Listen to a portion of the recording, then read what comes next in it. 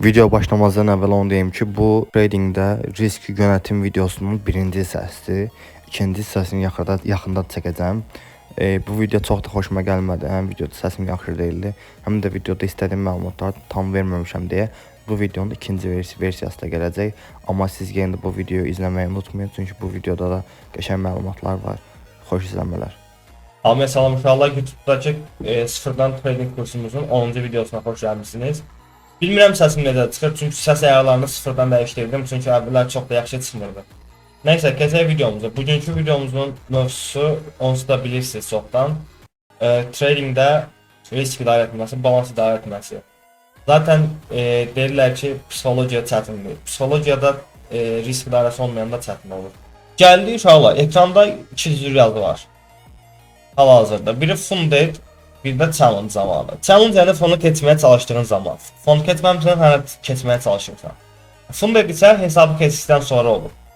Deməli uşaqlar, balansımızdan asılı olmayaraq həmişə işləmə 1% ilə gedir. Əgər mənim 5K-lıq hesabım varsa işləmə 50 dollarla gedirəm. Biz yəni stop loss qiymətimi 50 dollar qoyuram. Bu da eləyir 1% zərər. Bu da eləyir 1% zərər. Əgər 10K-lıq hesabım olsaydı, 1% ilə işləmə girmək istəyəcəkdimsə, stop loss'umu qoyacaqdım 100 dollara.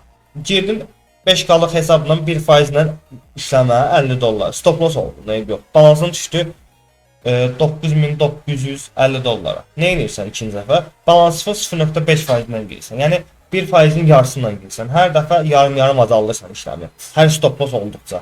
Take profit olduqca artırmırsan. Stop loss olduqca azaldırsan amma. Bax burada yazmışam ki, 1% ilə işləmə girirsən, stop olsan 0.5% ilə, ondan da stop olsan 0.25% ilə, ondan da stop olsan 0.12% ilə girsən.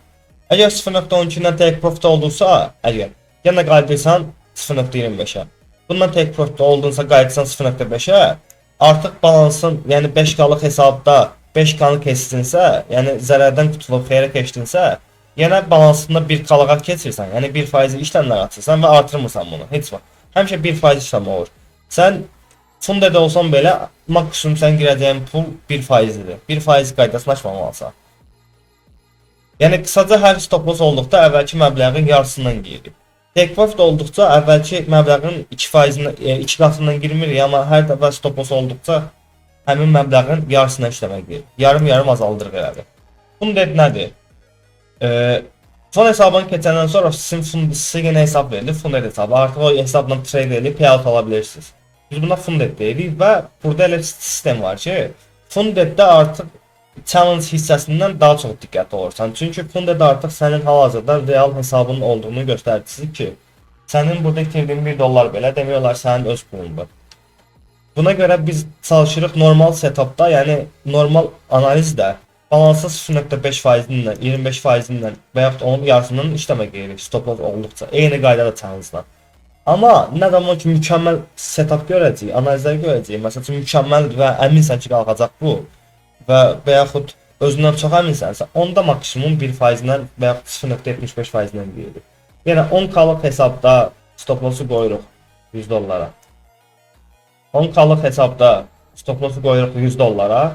Və bu da bizim eləyik 1%-imiz. Bizim 100K-lıq hesabımız olsaydı, əgər stop loss'umuzu 1%, yəni 1000 dollara qoyacaqdıq.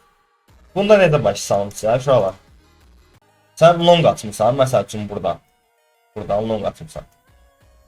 Sən deyirəmsə, səndə işləmin yəni belədirsə, məsəl üçün, sən burada eləməlisən ki, sənin balansının 1% stopu burada olsun. Anladın nə demək istəyirəm? 5K hesabın varsa əgər, stop loss'unu qoymalısan, stop loss'u. Məsəl üçün bura qoymuşsansa, həmin burada stop loss yerində səndə 50 dollar yazılmalıdır. Yəni balansının 1%. 50 dollar. Əgər bunda da stop olsan, yəni bayaq dediyim eyni qaydadır. Stop loss'u qoysan 25 dollara. Əgər bunda da stop olsan, stop loss'u qoysan 12 dollara. 12 dollara stop loss'u qoysan. Eyni qaydadır. Yəni inşallah bu qaydaları keçməsəz, tez-tez fon partlatmayasınız, həm də biri var 3 sənə işləmə fon partlatsan, biri var 33 sənə işləmə fon partlatsan. Bunlar eyni şeylər deyil. Çalışın həmişə bu qaydalara riayət edin. Bir də arar sistemi var. Arar sistemi riskli var. Yəni bizim işlətdiyimiz sistemdir. Arar sistemində 2 arar girdinsə, stop loss qiymətinin 2 qatı qədər take profit qoyursan. Yəni 50 dollar stop loss qoymusansa, 100 dollar take profit qoymalısan. 3 ararda, 10 ararda, 100 ararda fərqi yoxdur. Bu da eyni sistem uşaqlar. Məsəl üçün sən bura 50 dollara stop qoymusansa, 50 dollar stop qoymusansa, 100 dollara da take profit qoymalısan. Və yaxud buradan işləmi açmışdınsa 100 dollardan, bura qoymasan 200 dollar. Çünki 2 arar girmirsən.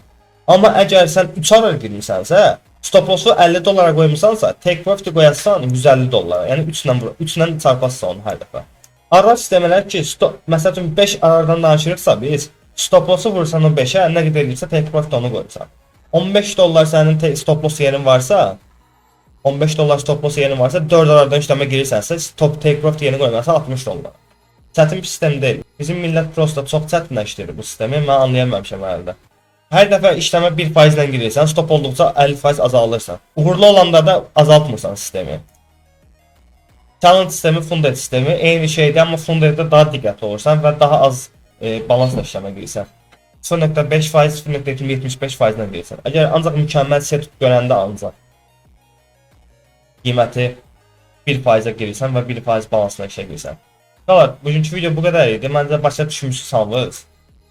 Videonu çox uzatmaq istəmirəm. Növbəti videonu çəkəcəm birazdan. Hamınızı öpürəm, inşallah danışarıq.